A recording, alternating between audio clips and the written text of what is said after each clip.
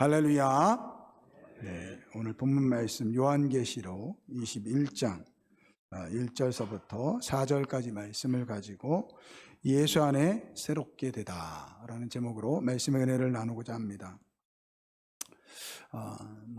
요즘에 다 알다시피 우리나라가 여러 가지 정치적으로 굉장히 혼란한 가운데 있습니다. 그러다 보니까 아주 중요한 어떻게 보면 우리나라로서는 굉장히 영예로운 일들이 있었습니다. 그 중에 하나가 지난 10일 날 우리 스웨덴에서 제124회 노벨 수상식이 있었습니다. 다 아시다시피 우리나라 이 작가이신 이 한강 씨가 노벨 문학상을 받았어요. 아시아인으로서는 첫 번째 받는 노벨 문학상이라고 그렇게 이야기합니다. 우리나라에서는 두 번째죠. 제가 그분의 그 수상 소감을 들었는데 참 이제 마음에 와닿는 부분이 이 뒷부분에 나와 있어요. 제가 그 부분을 소개를 좀 해드리려고 합니다. 어렸을 때 궁금했습니다. 우리는 왜 태어났는지, 왜 곧 고통과 사랑이 존재하는지, 그것들은 수천 년 동안 문학이 던졌고 지금도 던지고 있는 질문입니다. 우리가 이 세계에서 잠시 머무는 의미는 무엇일까요? 이 세계에서 우리가 끝끝내 인간으로 남는다는 것은 얼마나 어려운 일일까요? 가장 어두운 밤에 우리의 본성에 대해 질문하는 이 행성에 깃들인 사람들과 생명체들의 1인칭을 끈질기게 상상하는 끝끝내 우리를 연결하는 언어를 다루는 문학에는 필연적으로 체온이 깃들어 있습니다. 그렇게 필연적으로 문학을 읽고 쓰는 일은 생명을 파괴하는 행위들의 반대편에 서 있습니다.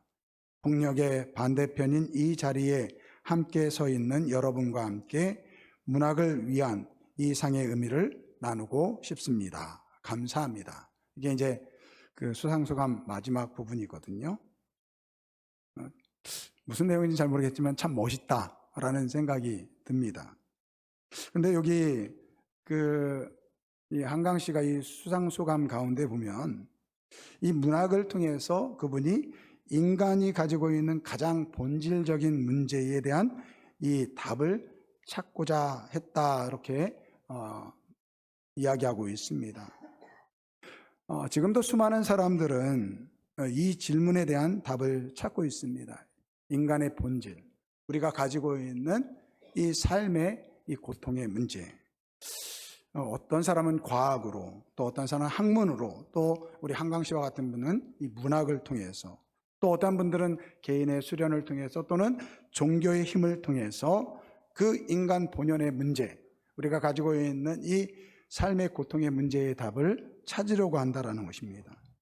근데 그것을 통해서 어느 누구도 분명한 답을 찾았다라고 말하지 못하고 있습니다. 그러나 여러분, 성경은요, 우리 본질의 문제, 우리 인생의 문제에 대한 분명한 답을 주고 있습니다. 여러분, 하나님께서 우리를 창조하셨습니다. 그분의 형상대로 우리를 창조하셨습니다. 이것이 우리의 본질이라는 거예요. 여러분, 세상은 여러 기준으로 우리를 판단합니다. 남자냐, 여자냐, 피부 색깔이 어떠느냐, 어느 나라 사람이냐, 키가 크냐, 작으냐, 뚱뚱하냐, 말랐느냐, 예쁘냐, 못생겼느냐, 성격이 어떻느냐, 얼마나 배웠느냐, 사회적으로 성공했느냐, 또 얼마나 큰 부를 누리느냐. 여러분, 세상은 이렇게 이러한 여러 가지 스펙트럼을 가지고 우리를 판단하지만 하나님은 우리에게 분명하게 말씀하십니다. 그게 무엇입니까? 너희들이 어떠한 형편에 있든지 어떠한 세상의 기준으로 살아가든지 너희는 하나님의 형상대로 지음받은 하나님의 자녀라는 거예요. 이것이 오늘 우리의 본질입니다. 그런데 이 본질 가운데 또 하나는 뭐냐면요, 우리가 이 하나님을 저버리고 이 죄를 지었다라는 것입니다. 오늘 우리가 당하는 이 모든 삶의 이 문제들, 살아가면서 우리가 당하는 모든 고통의 문제들, 이 원인이 무엇이냐? 하나님을 떠난 죄에 있다라는 것입니다. 근데 여러분, 진짜 문제는 뭔지 아십니까? 그것을 알지 못한다라는 거예요.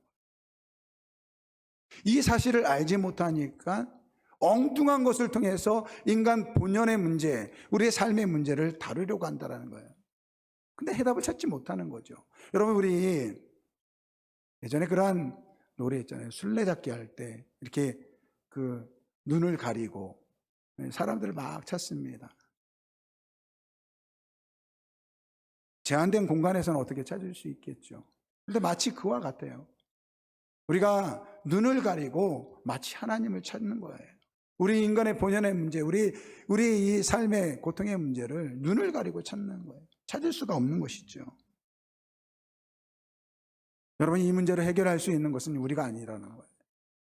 결국 하나님께서 이 문제를 해결하기 위해서 자신의 독생자 예수 그리스도를 보내주신 것입니다. 예수님께서 이 땅에 오셔서 우리를 위해 십자가 위에 돌아가시고 부활하셨습니다. 여러분, 이 예수님을 믿을 때, 이 예수님을 우리가 만날 때, 오늘 우리의 마음으로 영접할 때 비로소 우리가 죄인이라는 것을 깨닫게 된다는 거예요. 그런데 놀라운 사실은요, 우리가 죄인이라는 사실을 깨닫는 그 순간에 하나님께서 나를 얼마나 사랑하신지를 동시에 깨닫게 된다는 거예요. 이게 예수님을 만나는 사람들 속에 나타나는 현상이라는 거예요. 여러분, 우리가 예수를 만나면요, 내가 얼마나 큰 죄인인지를 그때 비로소 깨닫게 돼요. 여러분, 우리가 예수를 만나지 못하면요, 얼마나 뻔뻔하게 살아가는지 몰라요. 여러분, 우리가 교회 다니는 분들도 마찬가지예요. 예수를 만나지 못하고 신앙생활하면요, 뻔뻔해요. 근데 예수를 만나는 순간에요, 내가 정말 죄인이구나, 나는 정말 볼품없는 사람이구나, 이 사실을 깨닫게 된다는 거예요. 그런데 그 사실을 깨닫는 순간에 내가 비로소 하나님의 자녀라는 이 놀라운 소식을, 이 놀라운 일을 깨닫게 되는 줄 믿습니다. 그리고 그 예수를 만날 때요, 비로소 이 인생의 그 모든 문제 뒤에 하나님의 사랑을 깨닫게 되는 것이고요, 그 안에 하나님이 주시는 참된 행복을 누리는 줄 믿습니다. 오늘 본문 말씀 요한계시록 21장 3절과 4절 말씀을 보세요. 내가 들으니 보좌에서 큰 음성이 나서 이르되, 보라, 하나님의 장막이 사람들과 함께 있음에 하나님이 그들과 함께 계시르니 그들은 하나님의 백성이 되고 하나님은 친히 그들과 함께 계셔서. 4절 말씀 우리 한번 같이 읽어보겠습니다. 모든 눈물을 그 눈에서 닦아주시니 다시는 사망이 없고 애통하는 것이나 곡하는 것이나 아픈 것이 다시 있지 아니하리니 처음 것들이 다 지나갔음이로라. 아멘. 여기 4절 말씀에 보면 눈물을 닦아주시니 다시는 사망이 없고 애통하는 것이나 곡하는 것이나 아픈 것이 다시 있지 아니한다. 여러분, 이 말은 뭡니까? 우리가 이 세상에서 겪는 고난과 고통을 대표하는 언어들이에요.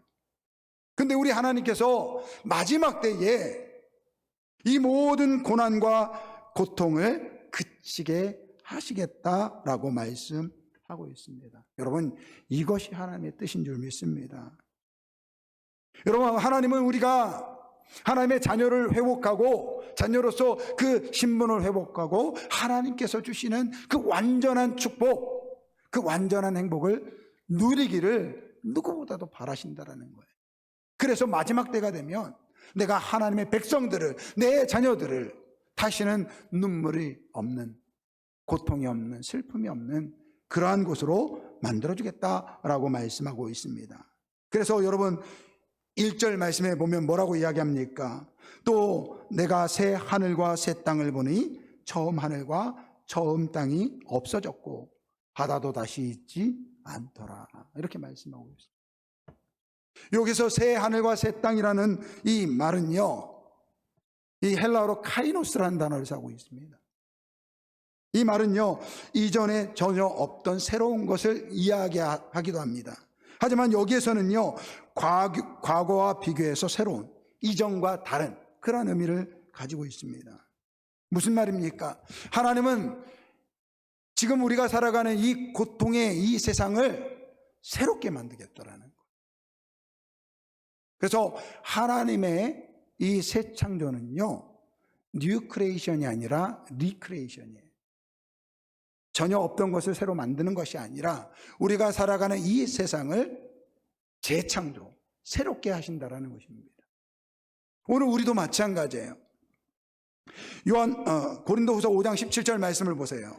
그런즉 누구든지 그리스도 안에 있으면 새로운 피조물이라 이전 것은 지나갔으니 보라 새 것이 되었도다. 여러분, 우리의 삶도 마찬가지, 우리 본체도 마찬가지입니다. 우리가 예수를 믿을 때, 여러분, 여기 있는 성홍렬이 예수를 믿을 때 이전에 있던 죄가 없어지고 새로운 모습의 성홍렬이 되는 게 아니라 예수 안에서 새로운 존재가 된다라는 것입니다.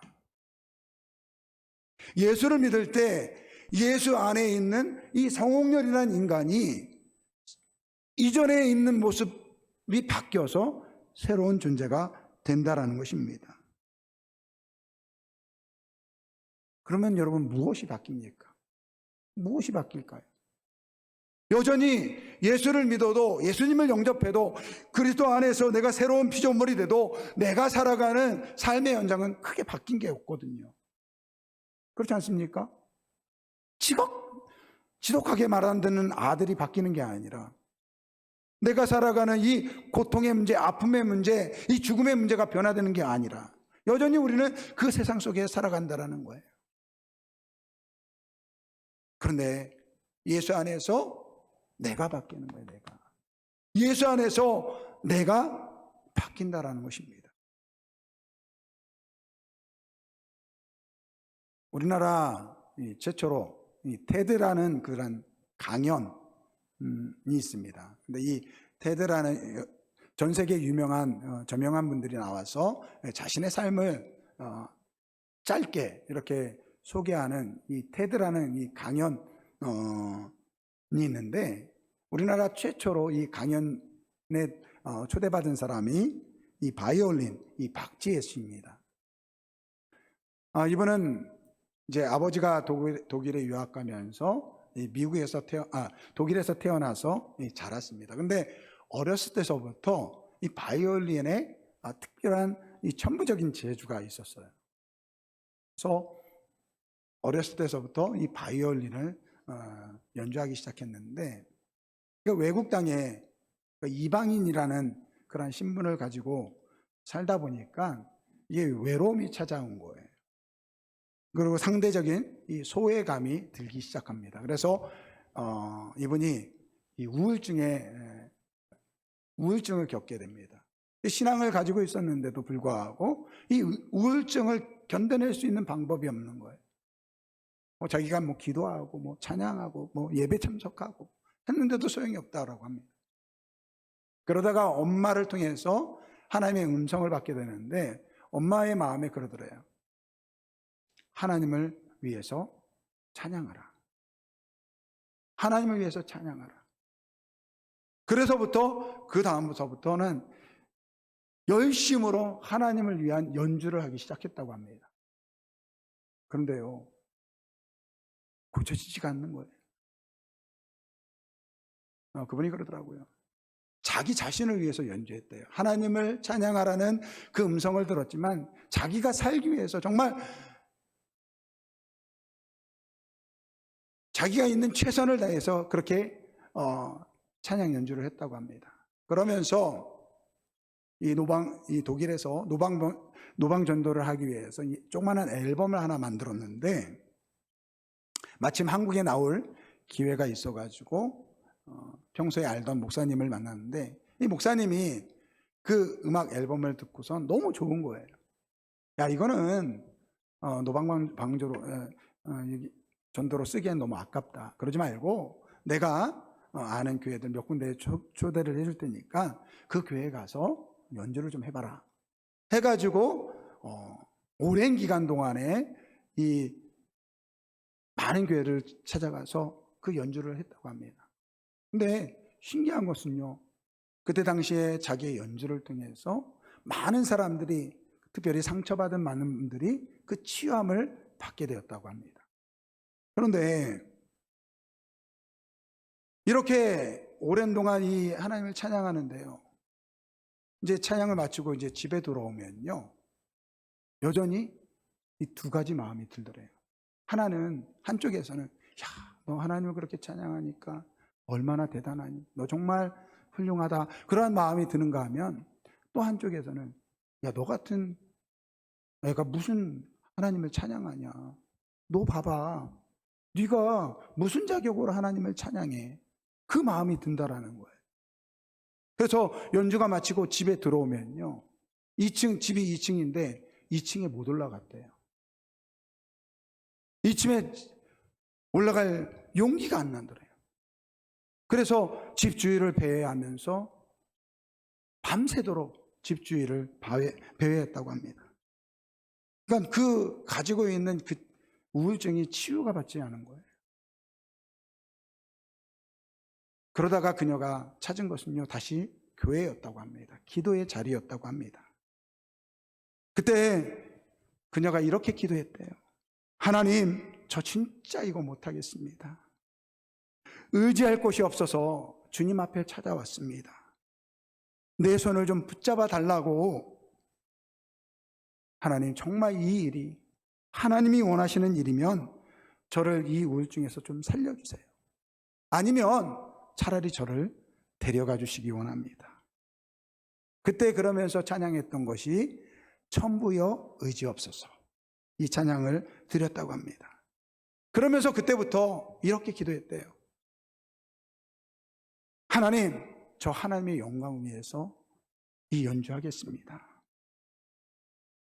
내가 아무리 성공하고 사람들이 부러워해도 내 가장 베이스가 되는, 내가 살아가는 이유가 되는 하나님을 믿는 그런 크리스천이라는 것을 사람들이 만약에 모른다고 한다면 내 삶이 필요 없는 것 아니겠습니까?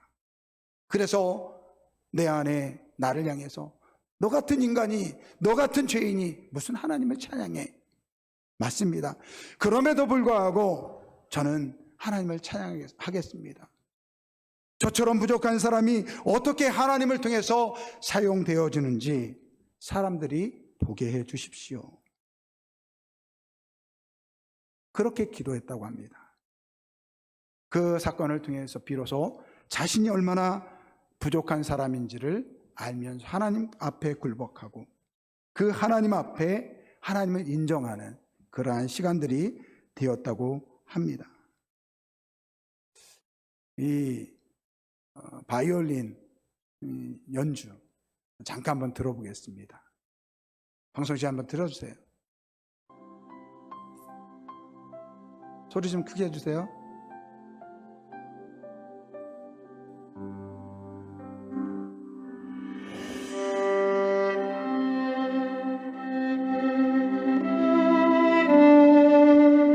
PPT 앞에 보여주시고요.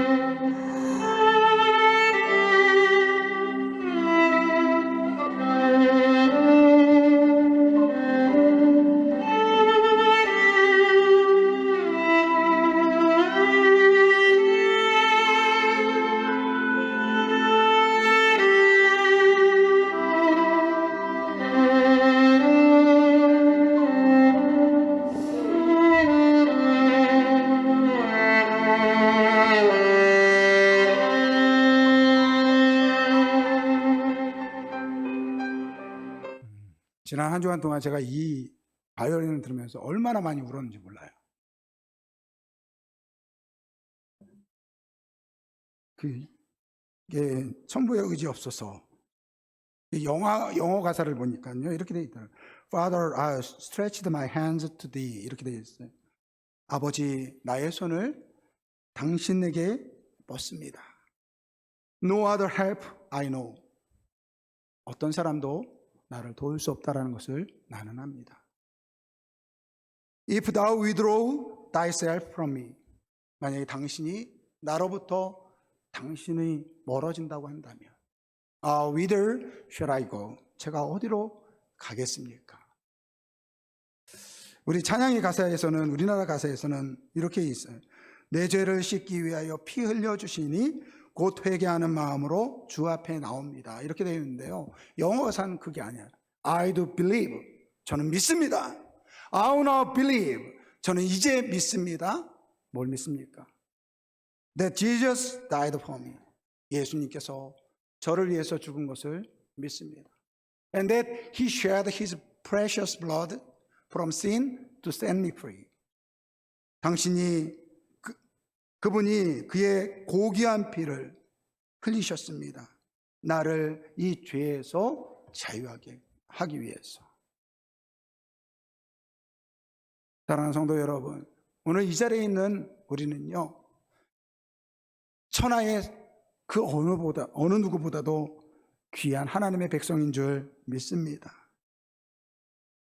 여러분들을 그 죄에서 구원하기 위해서, 오늘 우리가 어떠한 존재인지를 알게 하기 위해서 우리 예수님께, 하나님께서 그의 아들을 보내주셨습니다. 우리는 너무 연약하고 부족해서 우리가 손을 뻗쳐가지고 하나님 저 좀 잡아주세요. 하나님 나 좀 붙잡아주세요. 우리는 하나님께 갈 수가 없어요. 그때 하나님께서 우리의 손을 잡아주시는 줄 믿습니다. 하나님은 우리의 손을 절대로 놓지 않습니다. 여러분, 이것이 바로 예수 안에서 새롭게 된 하나님의 백성의 모습인 줄 믿습니다. 우리 이 찬양, 우리 한번 같이 찬양 드리겠습니다. 전부 여지 없었어.